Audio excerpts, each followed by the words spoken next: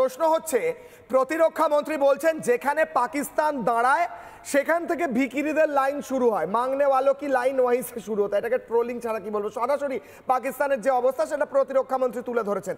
আমার কথা হচ্ছে স্যার, এত বড় 40% জমি বালুচিস্তান পাকিস্তানে, সেই জায়গায় চরম বিদ্রোহ চলছে, সেখানে স্বাধীনতা ঘোষণা করা হয়ে গেছে। পাকিস্তান নিজেদের এই আর্থিক অবস্থায় আর কতদিন ধরে রাখতে পারবে মনে হচ্ছে এই জায়গাটা? আমি সবাই ইতিহাস নিয়ে অনেক কথা বললো, মানুষদাকে ধন্যবাদ, অনেক কিছু পয়েন্ট তুললো। পাকিস্তান কেন, পৃথিবীর একটা সময় রাজা ব্রিটিশরা একটা শব্দ ব্যবহার করত, সেই শব্দটা হচ্ছে পাঞ্জাবিদের তারা শাসন করবে, ভারত শাসনের পলিসি তারা ছিল। 4টে লাইনে ভারতকে তারা 200 বছর শাসন করেছে। তার প্রথম লাইনটা ছিল পাঞ্জাবিদের শাসন করতে হবে, অর্থাৎ ভয় দেখিয়ে চাবুকের ইয়েতে রাখতে হবে যদি ভারতকে শাসন করতে চাও। সিন্ধিদের ভয় দেখাও, পখতুদের টাকা দিয়ে কিনে নাও, আর বালোচদের সম্মান করো। কারণ বালোচদের তারা কন্ট্রোল করতে পারেনি।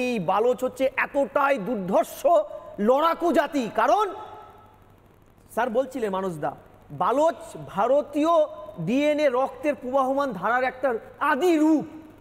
কেন? ওখানে ভারতবর্ষের প্রথম সেন্ট্রালাইজ গভর্নমেন্ট সরকার মৌর্য সম্রাট চন্দ্রগুপ্ত যখন তৈরি করলো, তিনি বালুচের ওই প্রভিন্সটা হিন্দুকুশ পর্বতের ওই পাটে এখনো আছে, সেখানে চন্দ্রগুপ্ত টিলা তৈরি করেছিল। এই যে হিংলাজ মাতার দিব্য দর্শন একটা পীঠ, ওটা শক্তিপীঠ ওখানে অবস্থিত, এবং আজও সেটা সসম্মানে বিরাজিত সত্য।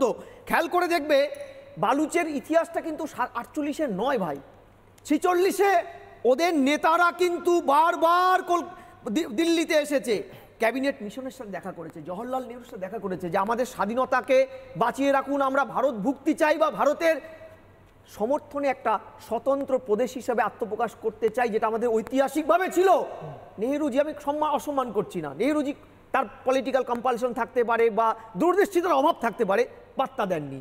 তারপরে দেখো তুমি 47-এর 11ই অগস্ট জিন্না পিছন থেকে ছুরি মেরে যখন কালাতকে স্বাধীন করার নাম করে একটা ট্রিটি সই করালেন, স্ট্যান্ড স্টিল এগ্রিমেন্ট, যার অছিলায় এন্টায়ার 4টা প্রভিন্স, এই 4টা প্রভিন্সের পূর্ণ স্বাধীনতাটা খারাম, কালাত, মকরান, লাসবেলা, যে লাসবেলাতে আমাদের হিংলাজ মাতার মন্দির দখল করে নিল, সেদিন থেকে কিন্তু বিদ্রোহটা ভয়ানক রূপ পেয়েছে।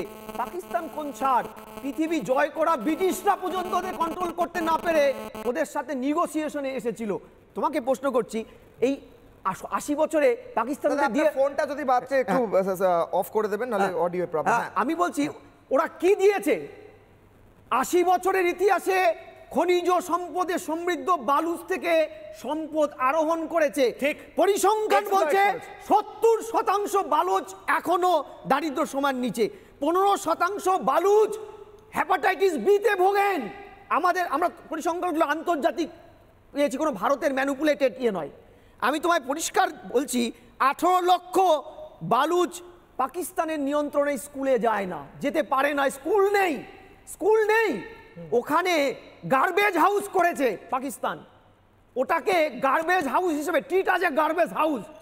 আজকে তোমাকে বলছি, ওরা অপারেশন হেরাপ 2 কেন করছে বালুচরা, কেন এই বিদ্রোহটা, এবং হেরাপ 2 কেন করছে?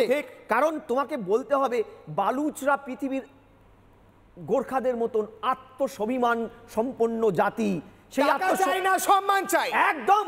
এবং এই ব্রিটিশরা তারা বুঝেছিল বলে তারা কিন্তু সম্মান দিয়েছিল, তাদের বলছি আমি, আমাদের জরাগ্রস্ত একটা সময় বিদেশ নীতি বালুচকে, তিব্বতকে, নেপালকে আজকে এই জায়গায় দাঁড় করিয়েছিল, অস্বীকারের সত্য নেই, সত্য।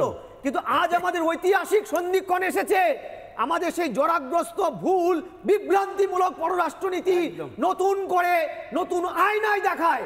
মনে রাখবে ভাই, ভারত পৃথিবীর এমন একটি রাষ্ট্র যারা নিজেরা অহিংসা পালন করেছে, বসুন্ধরাকে কুটুম করেছে, কিন্তু আমরা আমাদের পররাষ্ট্রনীতিতে যখনই অন্য রাষ্ট্র অন্যায়ের সম্মুখীন হয়েছে আমরা পাশে দাঁড়িয়েছি।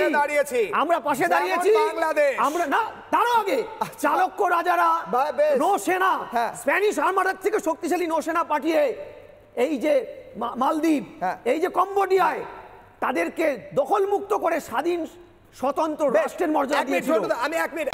নানা ধরনের কন্টেন্ট দেখার জন্য লাইক করুন, শেয়ার করুন আমাদের ফেসবুক পেজ, সাবস্ক্রাইব করুন আমাদের ইউটিউব চ্যানেল। পাশাপাশি অন্যান্য ব্রেকিং নিউজের জন্য অবশ্যই চোখ রাখুন রিপাবলিক বাংলায়।